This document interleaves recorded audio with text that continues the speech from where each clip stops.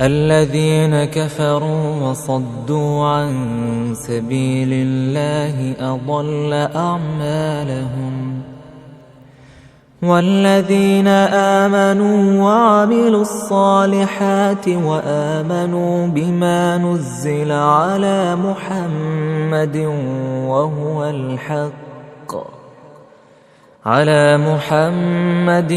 وهو الحق من ربهم